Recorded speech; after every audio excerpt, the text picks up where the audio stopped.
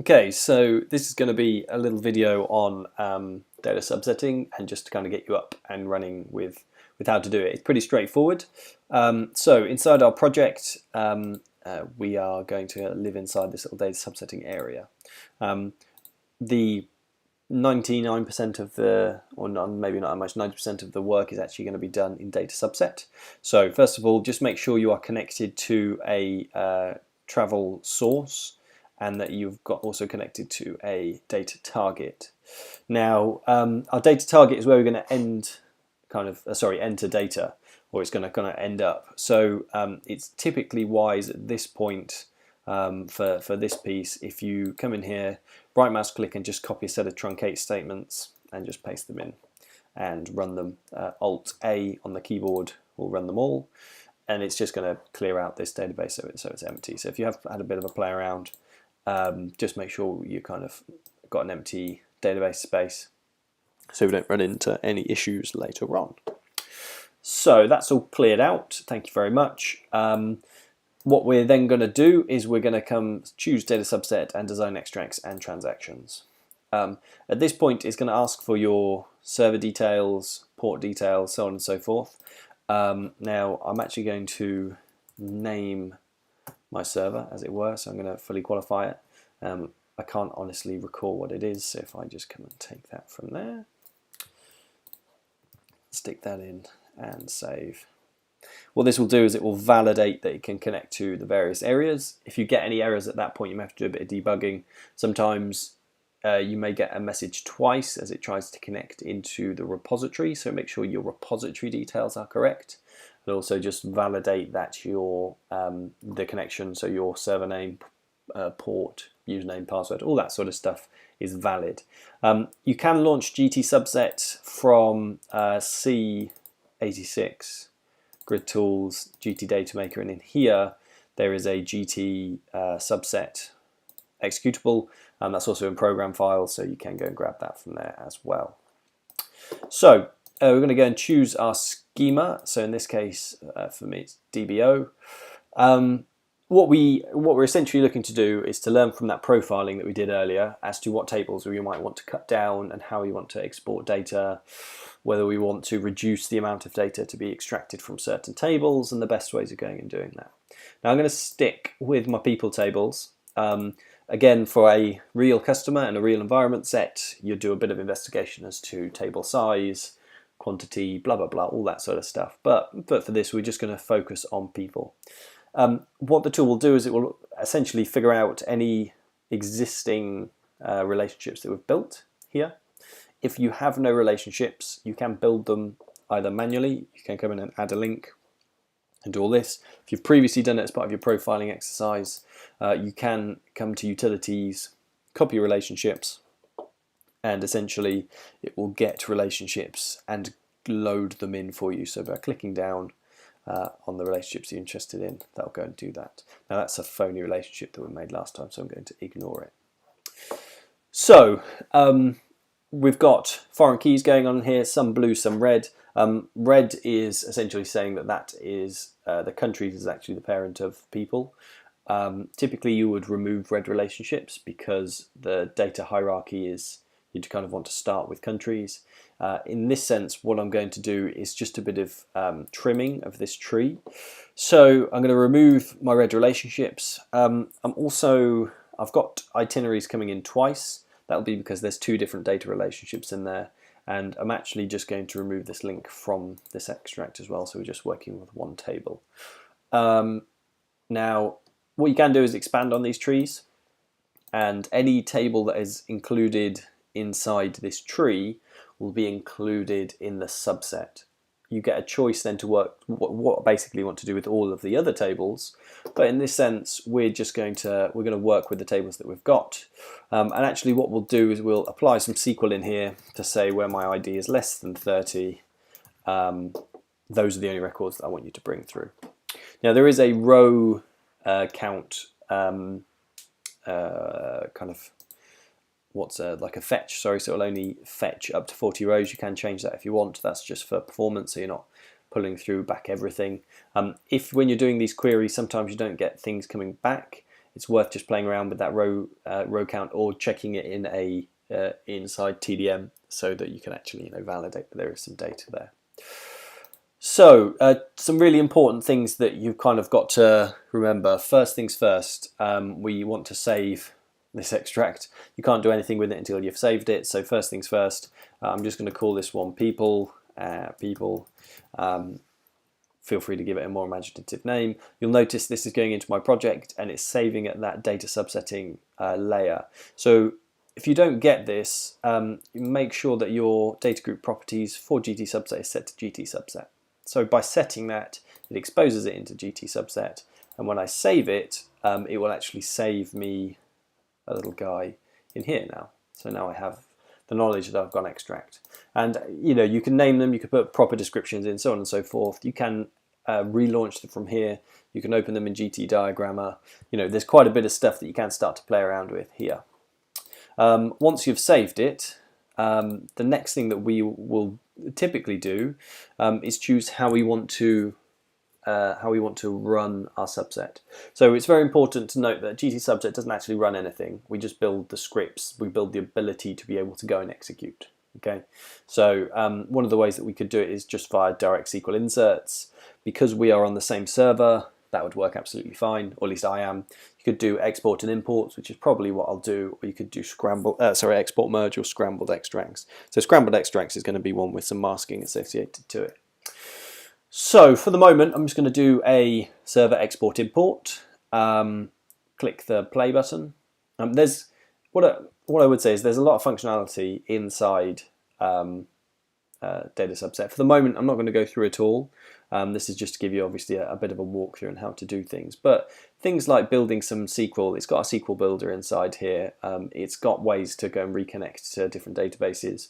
It's got a very nice plugin to Javelin, so you can build a Javelin subset, which is the orchestrations kind of tooling that can essentially go and run a lot of this process and link into kind of more of an end-to-end process. But for the moment, we're going to leave this as it is, and we're just going to build an export and import. So it's going to want a default directory, basically where to go and save all of the files. In this case, what I'm going to do is I'm going to go and make one on, I'll just set it to be my desktop. Marvelous. So my action name is just a way to recognize your folder structure. My folder will be called, in this case, people. Now, if I'd not applied any SQL, I could restrict the amount of data coming from these tables by rows or by percentage. Because I've applied SQL, I'm saying less than 30. I don't need to do that. The only rule as well, just before I forget, for the action name is that there can be no spaces. You can have underscores, but you can't have a space in between there. It won't like that. So into extract tables. It should hopefully auto-select the one that we're working on at the moment. If not, go and choose your subset. And at the moment, these are the only tables we're going to bring data across for, but there are obviously a lot of other tables in this database, so we can choose what we want to do with them. So if we choose all, it's basically going to bring all of the data across for all of those other tables, but only bring 30 rows and then the associated accounts that link to people here. And that's what we're going to do. So we're going to bring everything from all the other tables, but my people, my access controls, credit cards, frequent flyers and attorneys will have less. Okay, now that is good enough now to go and run a subset. There again are other tabs we can do on here. Extra scripts might be one that you're interested in terms of disabling, enabling, dropping foreign keys, all that sort of stuff. Clear down the target table. So we went and did that manually. This will just output you the ability to go and run a truncate statement and that sort of stuff. And typically I would say extra scripts, extract tables and extract details are the kind of primary uses for the tooling here. So click generate, that will go and export those scripts for you. They will be in the directory that you specified. So if I come onto my desktop, I've got a people folder, so that's what's just been generated, and then inside here I've got a few different bits and pieces. So I'll just run through them all. So this is just a little readme talking about executing the clear down. If you've got foreign keys, you've got to drop or disable these before, because otherwise you're going to run into some trouble. Then it's going to give you the actual SQL. So this is doing a delete from all of those tables. and then these two are kind of the ones we're interested in, I suppose, the export and the import. There's a little preview SQL, and there's also this target clear down bat file. So that will try and essentially go and run that SQL if you go and run this. And if I edit that, it will just show you what it's kind of looking for. So to actually go and run most of these scripts, you'll get a little to run down at the bottom. So it wants the username, password, server, so on and so forth. So before I actually run these scripts, there's one last semi-important thing that you can do inside GT Subset, and up here we've got a little preview. So if I preview that, it's going to show me what I'm actually expecting to come through. So I should get 22 people, 22 access controls, 26 credit cards, 4 flyers, and 6 itineraries. If you've got a lot of data, don't bother doing this. It's not very performant. It's okay for a small amount, so under a couple of thousand rows, but it is pretty SQL heavy. So to get that information, you're probably better just to review whatever SQL you're putting in, stick some counts in there. You'll probably get it a bit quicker. Now we're ready to kind of go and move some data around. So in this case, we're just going to do it via command window.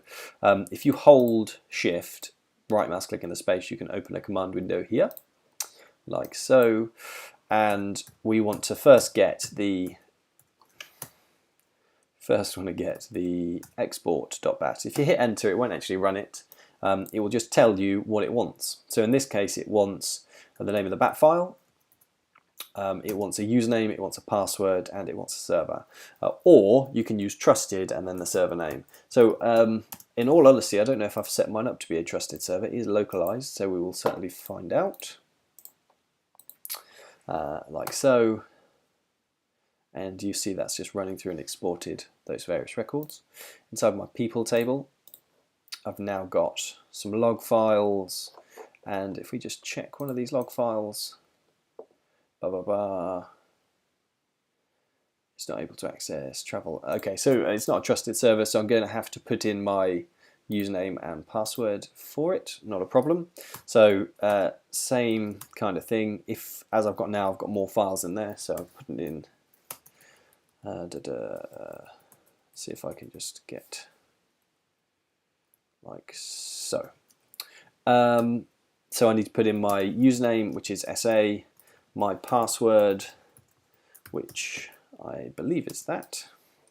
We'll find out very shortly, and then my server, and let it go.